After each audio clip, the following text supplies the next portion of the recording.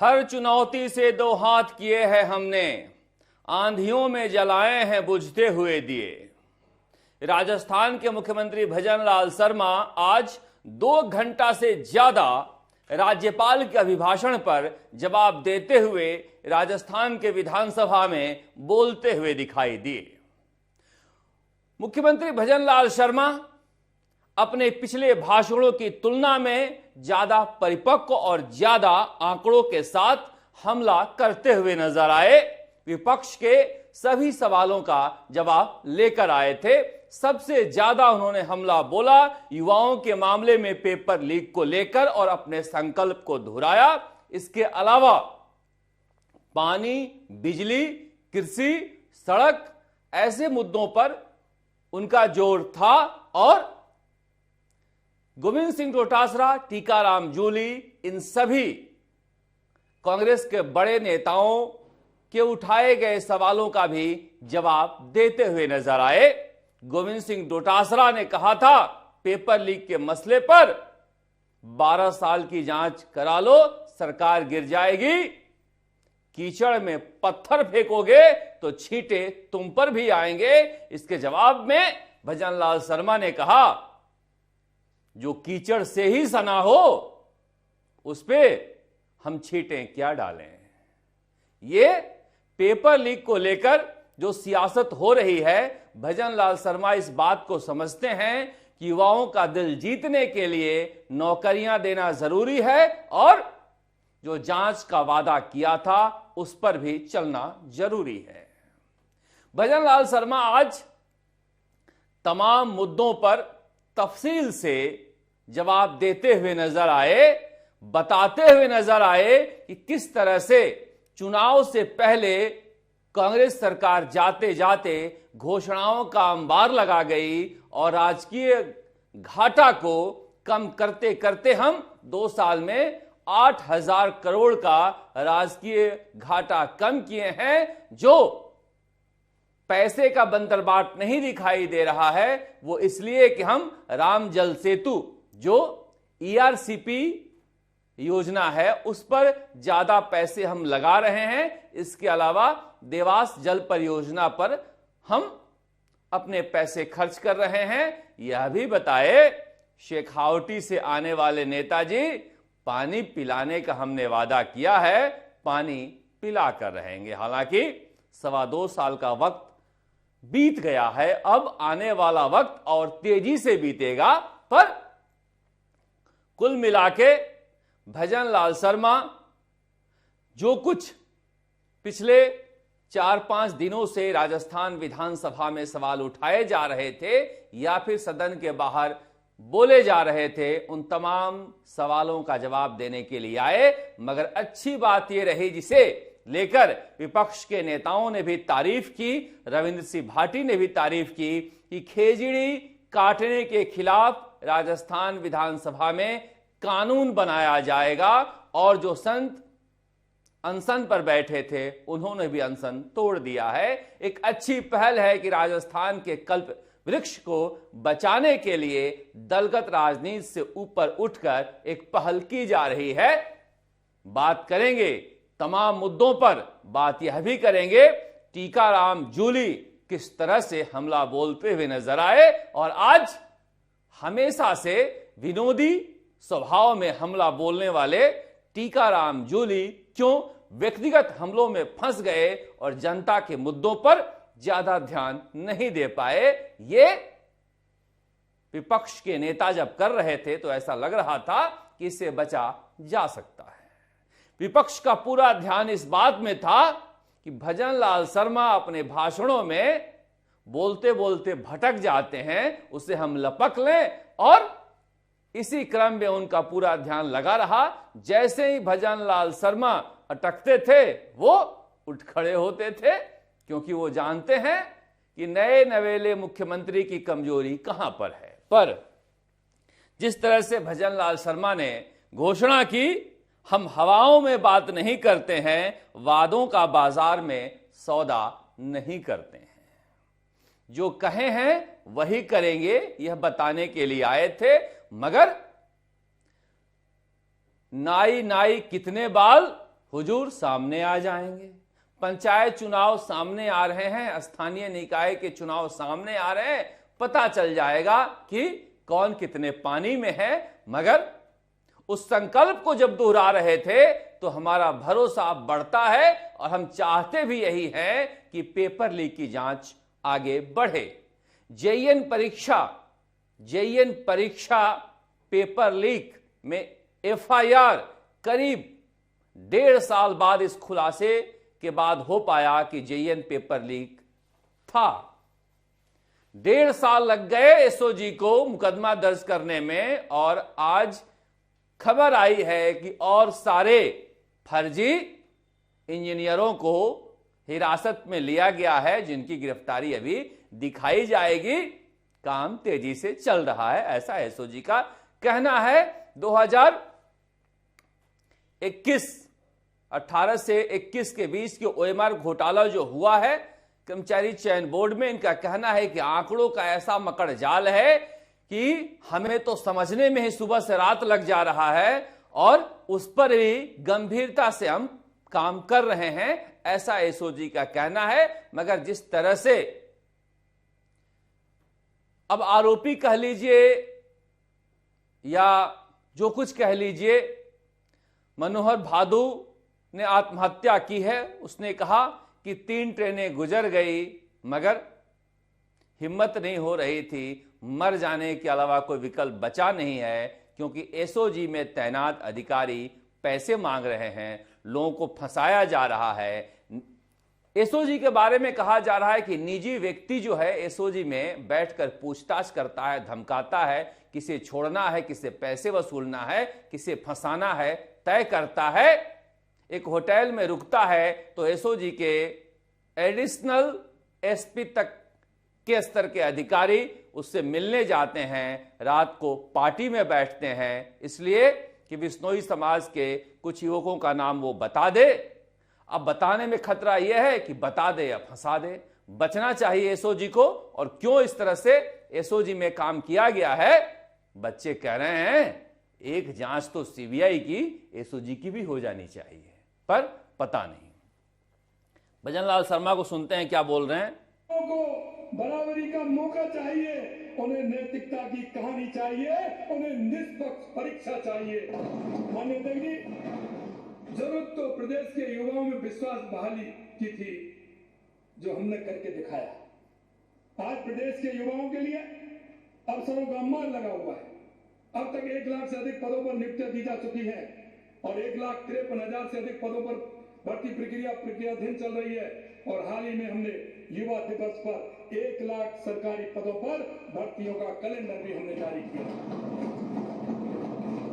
साथ ही पिछले 2 साल में निजी क्षेत्र में भी युवाओं के लिए 2 लाख से अधिक रोजगार के अवसर सृजित हुए हैं। हमने उम्मीदों को फिर से पंख दिए हैं।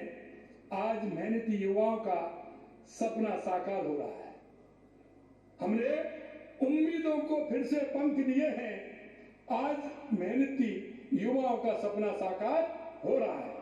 नेता प्रतिपक्ष जी, आप अपने साथियों से कह दीजिए कि अपने जो भी युवा साथी हैं, मिलने वाले हैं, आपके पिता, क्योंकि आपका तो पूरा है, तो उनसे कहिए कि वो मन लगा के पढ़ें, परीक्षा ईमानदारी से होगी। इस बार कोई बैकडोर एंट्री नहीं है, बल्कि बैकडोर एंट्री करवाने की कोशिश करने वालों की भी जेल में एंट्री। लंबा बोले पेपर लीक को लेकर। उन्होंने बताया किस तरह से जो सत्ता में बैठते हैं, हालांकि गोविंद सिंह डोटासरा का नाम उन्होंने नहीं लिया, लेकिन कहा कि मंत्री थे तो बेरोजगार जाते थे तो पता नहीं कौन से बाड़ा का रास्ता बता देते थे, नाथी का बाड़ा वो कहना चाह रहे थे।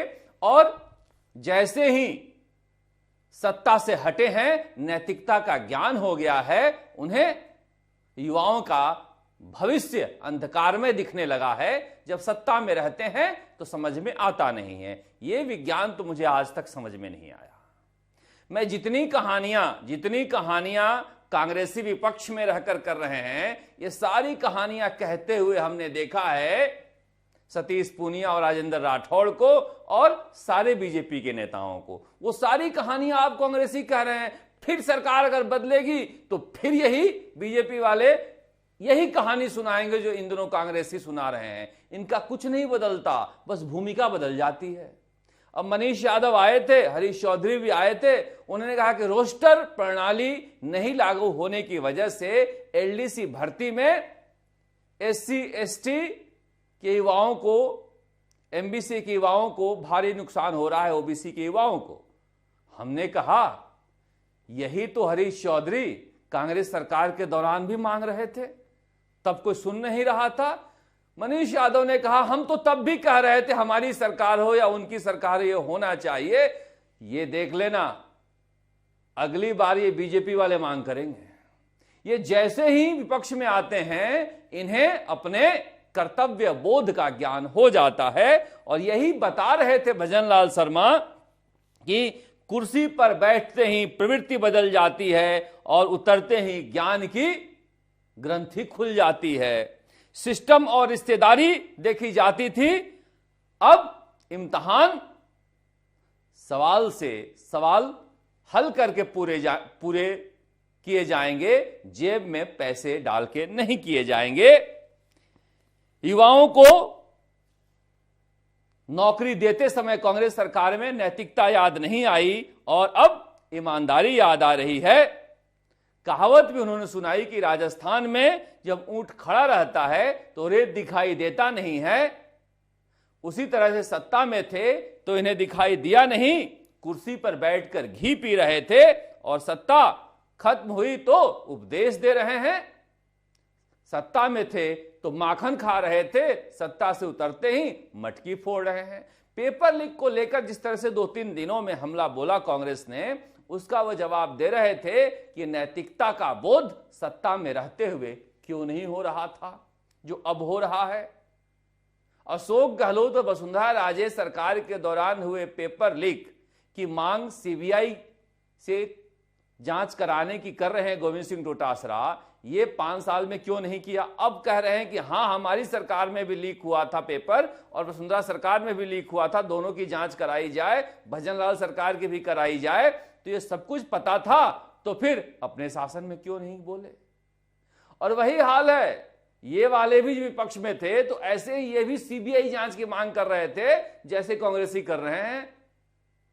तो इनकी भूमिका बदल जाती है और जनता, आज कह भी रहे थे भजनलाल शर्मा कि राजस्थान की जनता भोली है, ये इन बातों में आ जाती है कि देखो विपक्ष वाला कितनी अच्छी बातें कर रहा है, उसे याद नहीं रहता कि सत्ता में रहते उसने क्या क्या बोला था।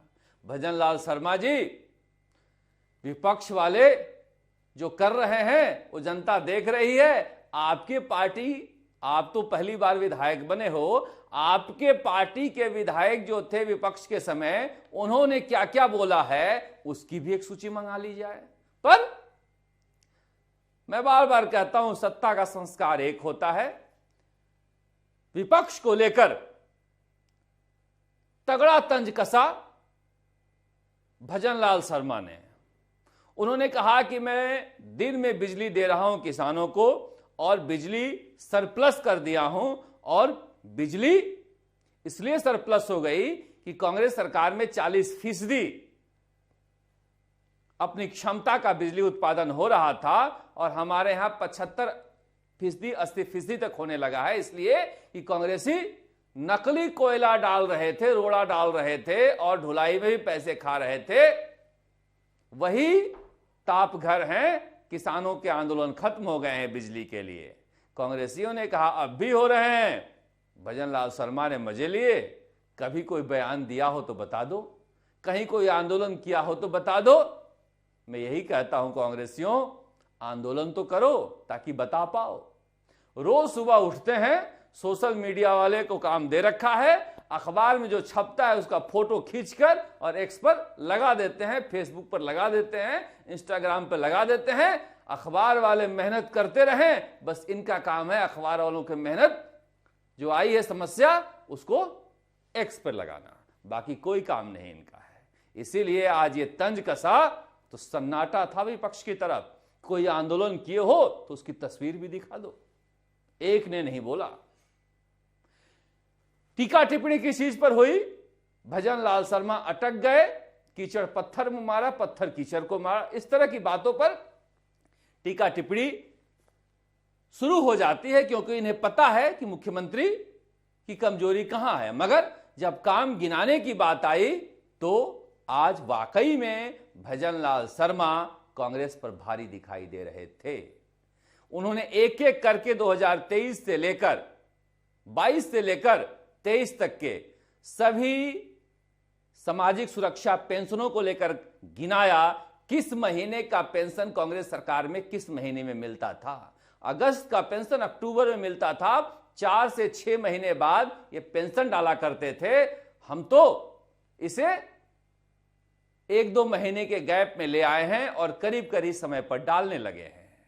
जो छोड़कर गए थे 1000 करोड़, उसकी भी भरपाई की है। ये 8000 डाला करते थे, हम 12000 करोड़ डाल रहे हैं। आंकड़ों के साथ लेकर आए थे और चुनौती को भी स्वीकार किया। उन्होंने कहा था कि अलवर में जाकर कहा था खुले मंच पर आकर बहस कर लें। मैं सदन के नेता होने के नाते इस चुनौती को स्वीकार करने आया हूं कि बहस की जाए। और उन्होंने एक पोथी भी लाई थी जिसमें लिखा था 2 साल बीजेपी के बनाम कांग्रेस के 5 साल। और जब उन्होंने पढ़ना शुरू किया तो विपक्ष वालों ने कहा कि हमारे भी कुछ काम हैं, हम 5 साल के अपने भी काम गिनाएंगे। उसकी भी चुनौती स्वीकार की गई है और 2 साल बनाम 5 साल पर बहस होगी, ऐसा विधानसभा अध्यक्ष ने कहा है। पर अब भी सब इंस्पेक्टर भर्ती परीक्षा की जांच मुकम्मल नहीं हो पाई है। जेईएन परीक्षा की जांच बहुत लेट शुरू हुई है। ओएमआर को लेकर जो गड़बड़ियों की आशंका है उसको निर्मूल नहीं किया गया है। जिस तरह से आलोक राज, अब बताइए चतुर्थ श्रेणी के अब डिवी होना चाहिए था तो रिजल्ट रिवाइज होने लगा। जिनका चयन हो गया था वो बाहर हो जाएंगे। क्या बीतती है आपके लिए? ये आंकड़ा है, मगर जिनके लिए नौकरियां हैं उनके लिए जिंदगी होती है। आलोक राज जी, ऐसे फैसले मत कीजिए। यही हाल हर जगह का हो गया है। प्रश्न डिलीट कर दिया जाए, प्रश्नों के उत्तर बदल दिए जाएं। आपको क्या समझ में आता है कि नौकरी पा जाने के बाद नौकरी खोने का गम क्या होता है? आप लोग तो रिटायर करके बैठ जाते हो। पर यह घोषणा हुई खेजड़ी को लेकर, जनता को आश्वस्त करना चाहता हूं कि राज्य के कल्पवृक्ष खेजड़ी को बचाने के लिए कानून भी लाएंगे और जिससे प्रदेश में खेजड़ी सुरक्षित है। यह बहुत महत्वपूर्ण घोषणा थी, इसलिए मैं सुना रहा था कि खेजड़ी के संरक्षण के लिए अगर कानून आएगा तो यह बहुत ही अच्छी पहल होगी जो आज तक राजस्थान में नहीं हो पाया था। भजन लाल शर्मा अगर ऐसा कर देते हैं तो पश्चिमी राजस्थान में लोग इन्हें भी याद रखेंगे। प्रधानमंत्री फसल बीमा योजना को लेकर भी उन्होंने बताया किस तरह से 22-23 का पैसा भी अशोक गहलोत सरकार नहीं देकर गई है, वो भी आकर हम ही दे रहे हैं। जब वो कह रहे थे तो सारे आंकड़ों को लेकर आए थे कि कैसे कांग्रेस के जमाने के 1286 करोड़ का प्रीमियम भी हमने आकर यहां पर भरा है। लेकिन बार बार भजन लाल शर्मा घेर रहे थे कांग्रेस को, क्योंकि इनमें उनको महारत हासिल है राम जी के नाम को लेकर। उन्होंने कहा, वाजपेयी जी ने कहा था बीजेपी का विरोध कर लो, राम का मत करो वरना बर्बाद हो जाओगे।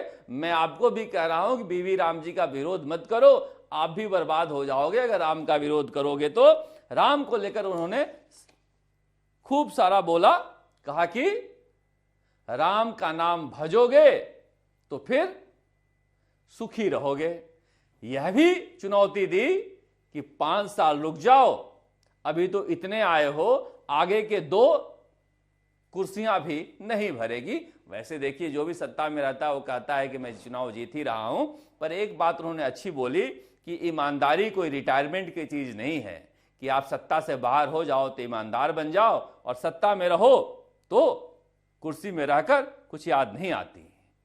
निष्पक्ष और नैतिक परीक्षा युवाओं के विश्वास बहाली के लिए बहुत जरूरी है। अशोक गहलोत पर भी हमला बोला कि महात्मा गांधी के चेला बनते हैं महात्मा गांधी की पुस्तक सत्य के साथ प्रयोग उन्हें पढ़ना चाहिए और विधानसभा में आकर कहना चाहिए कि राजस्थान के युवाओं के साथ 5 साल तक कितनी बड़ी ठगी की है उन्होंने पेपर लीक को लेकर। जल जीवन मिशन को लेकर भी कहा कि जल जीवन मिशन को कैसे बर्बाद किया गया है, राजस्थान में लूट का अड्डा बना दिया गया है। यह भी भरोसा दिया कि पेपर लीक को लेकर गिरफ्तारियों का सिलसिला खत्म नहीं होगा। 138 एफआईआर में 420 लोगों को गिरफ्तार किया गया है और गिरफ्तारियों का सिलसिला जारी रहेगा, मगर कौन जीता है तेरे जुल्फों के सर होने तक। इसलिए इस काम को जल्दी करें तो ज्यादा ठीक रहेगा। और बाकी इंदिरा गांधी नहर को लेकर भी उन्होंने तंज कहा कि गंग नहर राजस्थान नहर का नाम बदल दिया, 1925 में शुरू किया था अपने नेता के नाम पर। जो जब ये शुरू किया था गंग सिंह ने तो 10-12 साल की रही होंगी, उनके नाम पर ये नहर का नाम रख दिया। ये सब चलते रहता है। मगर टीकाराम जूली जब बोलने आए तो टीकाराम जूली ने राहुल गांधी के वाकये पर सबसे ज्यादा बोला, जो वो किताब का जिक्र करना चाह रहे थे और लोकसभा में नहीं करने दिया गया। इसके अलावा वो एसआईआर का मुद्दा जो लगातार उठाते आ रहे हैं उस पर भी बोले उन्होंने और परिसीमन पर भी कहा। मगर ज्यादा वो भजनलाल शर्मा पर व्यक्तिगत हमला करते हुए नजर आए। हालांकि एक बात उन्होंने कही कि अब तक जो मुख्यमंत्री हुए हैं राजस्थान में उससे भजनलाल शर्मा अच्छा ही हैं। सुनिए क्या बोल रहे थे।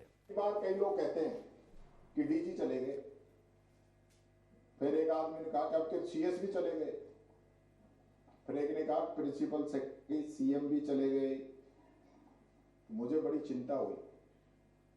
मैंने कहा सीएम नहीं जाना चाहिए, सीएम हमारा यही रहना चाहिए।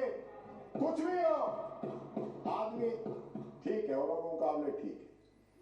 कुछ भी हो औरों के मुकाबले ठीक है। और में कौन कौन थे? अशोक गहलोत, वसुंधरा राजे, क्योंकि भैरव शेखावत तो बहुत पहले रहे हैं। तो क्या टीकाराम जूली ने भी ये मान लिया है कि वसुंधरा राजे और अशोक गहलोत से बेहतर भजनलाल शर्मा है? पता नहीं, तंज में कह रहे थे या वाकई भजनलाल शर्मा पिछले दोनों मुख्यमंत्रियों से भ्रष्टाचार के मामले में कम से कम बेहतर है। फिर भी इन्होंने कहा टीकाराम जूली ने कि 8 करोड़ रुपए देकर यूट्यूब चैनल शुरू किया गया है। 20-25 लोग देखते हैं, विधानसभा वाले भी नहीं देखते हैं सरकार के कामकाज को। जो बीजेपी वाले बैठे हैं ये बताने की कोशिश कर रहे थे कि भले ही आप कामकाज गिना रहे हो मगर जनता में परसेप्शन ऐसा नहीं है जैसा आपको लग रहा है। जो निवर्तमान सरपंच आए थे वो तारीफ करके गए हैं, मगर कुछ दूत ऐसे भी भेजने चाहिए जो गांवों में चौराहों पर आकर बता पाए कि वाकई में लोग सोच क्या रहे हैं। टीकाराम जूली यह भी दर्द बता रहे थे कि किस तरह से विधायकों को अधिकारी पूछ नहीं रहे हैं, किस तरह से आपने विधायकों का वेतनमान बढ़ाने के लिए कहा था वो भी नहीं बढ़ पाया और पत्रकारों से जो वादा किए थे वो भी नहीं हो पाए। फिर भी मुझे लग रहा है कि टीकाराम जूली से उम्मीद करेंगे हम कि बजट पर जब वो रिप्लाई दें तो जनता से जुड़े हुए मुद्दों को ज्यादा उठाएं। योजनाएं कैसे लोगों तक नहीं पहुंच पा रही है इस पर ज्यादा उठाएं। निजी टीका टिप्पणियों से किसी का भला नहीं होने वाला है। हालांकि पेपर लीक पर उन्होंने बोलना उचित नहीं समझा। गोविंद सिंह डोटासरा ने ज्यादा बोला था इसलिए कि वो जानते हैं कि निशाने पर वही रहते हैं। आज दौसा पहुंचे डॉक्टर किरोड़ीलाल मीणा ने फिर से गोविंद सिंह डोटासरा पर पेपर लीक को लेकर जमकर हमला बोला।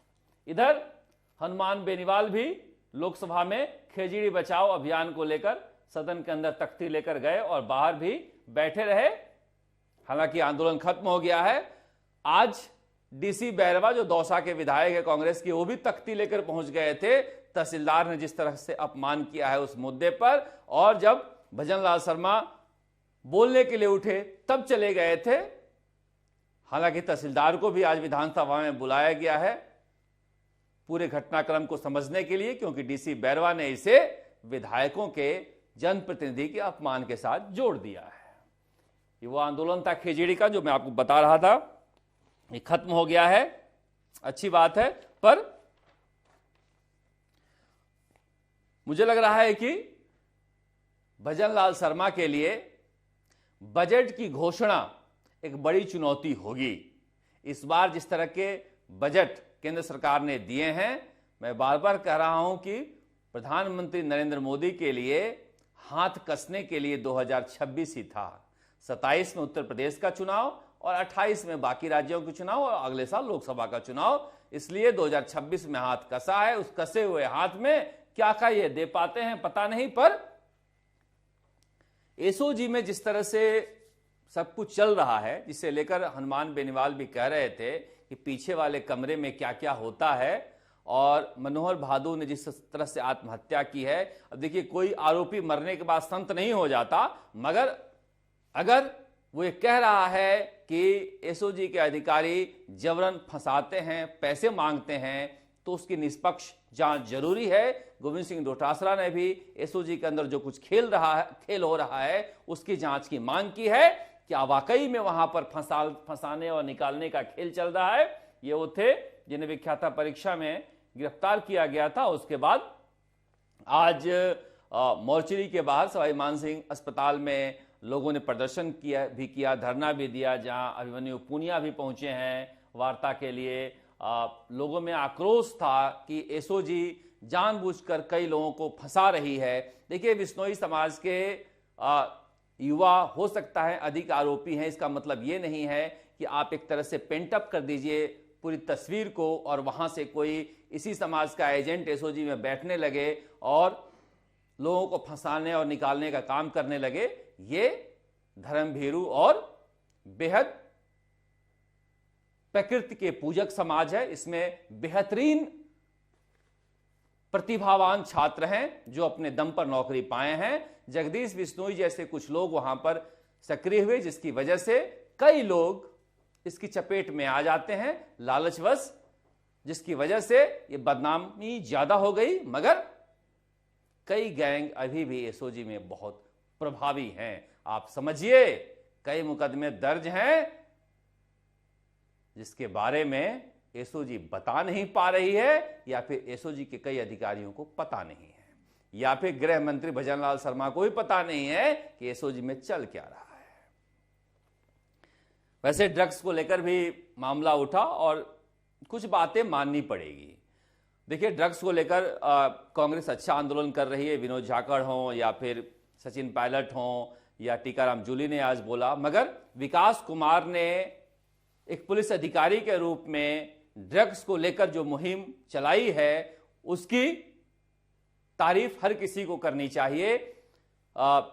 दिनेश एमएन और विकास कुमार ने ड्रग्स के सिंडिकेट को तोड़ने में बड़ी सफलता पाई है। अमित पुनिया है झालावाड़ के एसपी, उन्होंने भी शानदार काम किया है। इसके अलावा गैंगस्टरों को तोड़ने में भी दिनेश एमएन ने बड़ी भूमिका निभाई है। कुछ चीजों पर साइबर अपराध को लेकर शांतनु कुमार हैं, दिनेश एमएन की टीम है। साइबर अपराध की कमी राजस्थान में कमी आई है, इस पर भी पुलिस ने अच्छा काम किया है। कुछ चीजों पर राजस्थान पुलिस के कई अधिकारियों ने शानदार काम किया है, जिसकी वजह से लोगों को राहत भी मिली है। 2-3 साल पहले स्थिति ज्यादा खराब थी, मगर फिर भी ड्रग्स एक बेहद गंभीर मुद्दा है जिस पर सरकार को ध्यान देना चाहिए।